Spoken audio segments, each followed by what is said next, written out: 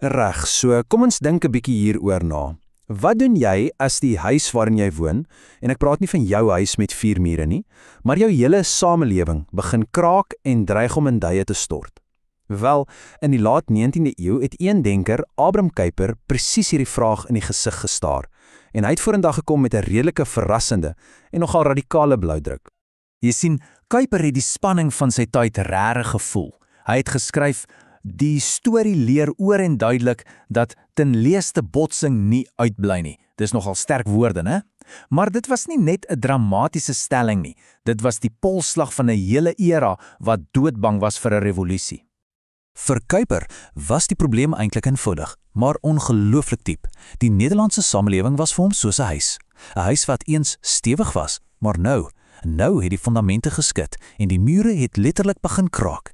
Dit was 'n huis verdeeld. Hierdie probleem het 'n naam gehad, die sosiale vraagstuk. Ja, dit het gegaan oor die onsekere lot van die werkersklas wat die oorgrootste meerderheid van die bevolking was. Maar dit was soveel meer as net armoede. Dit was 'n gevoel dat die hele sosiale struktuur onstabiel geword het en enige oomblik heeltemal kon meegee.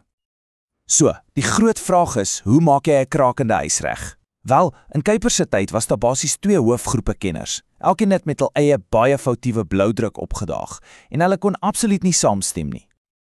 Goed, aan die een kant het jy die liberale gehad. Hulle het gesê, luister, die probleem is medies, dis nie argitektonies nie. 'n Bietjie pleisterwerk hier, 'n nuwe laag verf daar en alles sal weer reg wees. Hulle wou die basiese laissez-faire stelsel waar die mark homself regeer eintlik net so los. En dan, aan die ander kant was daar die sosiaaldemokrate. Hulle het basies geskree, die hele struktuur is vrot, breek die ding af en begin van vooraf. Hulle wou 'n totale revolusie hê. Maar wat as albei van hulle vereerd was? Dis hier waar Kuyper na vore tree. Nie as 'n dokter met 'n pleister nie, en ook nie as 'n slopingsekspert nie. Nee, hy het homself gesien as 'n meesterbouer. En hy het geglo albei kante kyk die eintlike probleem heeltemal mis. Die fondamente. Sy plan was eintlik 'n radikale opknapping. Eerstens, en dis interessant, het hy met die sosiaaldemokrate saamgestem. Die probleem was argitektonies. Klein herstelwerkies gaan niks doen nie. Maar, en hier is die sleutel, hy het gesê ons moet onderskei tussen die dele. Daar is die goddelike ordinansies, dis die ewige fondamente soos familie, gemeenskap en geloof. Die het hy gesê moet ons bewaar.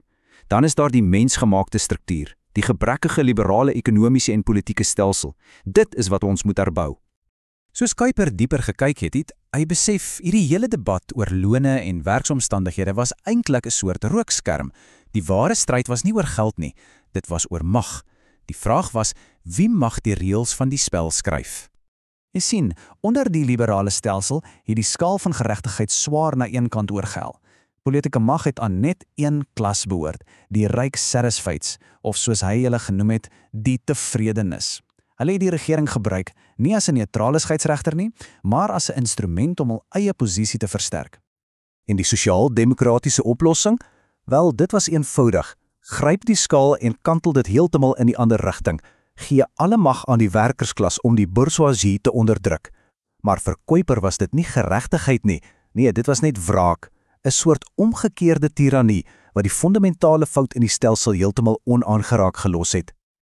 So, as 'n staat wat deur die rykes beheer word, nie die antwoord is nie, en 'n staat wat deur die werkers beheer word, ook nie die antwoord is nie, wat dan? Kuyper se oplossing was eintlik nogal elegant. Hy het gesê, moenie soseer fokus op wie die staat beheer nie, bemagtig eerder mense van onder af om hul eie strukture te bou. Kyk, kapitaal het reeds 'n amptelike stem gehad deur die kamers van koophandel. Die was deur die staat erken en baie invloedryk. So, Kuyper se briljante idee was om 'n parallelle struktuur vir arbeid te skep, sogenaamde kamers van arbeid. Dit sou werkers nie net 'n stem gee nie, maar 'n amptelike, gelyke plek aan die onderhandelingstafel. So, wat is die regering se rol in hierdie groot opknappingsprojek? Volgens Kuyper is die staat beslis nie die meesterbouer wat die finale ontwerp dikteer nie. Nee, die staat se werk is om die stellasie, die steierwerk, te voorsien.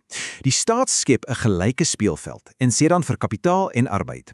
Goed, hier is die gereedskap. Nou gaan bou julle self die huis saam. Op die ou end het Kuyper die samelewing voor 'n kruispunt geplaas. 'n Fundamentele keuse oor hoe ons verandering aanpak. En as jy daaroor dink, is dit 'n keuse wat vandag nog net so relevant is. kies jy die pad van ankete, oftewel ondersoek. Dis die bo-na-onder benadering waar die elite die werkersklas as onmondiges bestudeer en dan oplossings van bo af op hulle afdwing, of kies jy die pad van organisasie, dis die onder-na-bo benadering waar mense as bekwame vennote sien en hulle bemagtig om hul eie oplossings te bou. En hier's die ding wat jou 2 keer laat dink. Kuiper het hierdie idees 134 jaar gelede neergelê. Die taal het dalk 'n bietjie verander, maar die kern van die debat oor die rol van die staat en die mag van gewone mense, daai debat woed vandag nog net so voort. So, dit los ons met 'n vraag vir ons eie tyd, né? Wat is die regering se ware rol? Is dit om 'n voog te wees wat oplossings van bo af dikteer, of is dit om 'n argitek te wees wat gemeenskappe bemagtig om vir hulself te bou?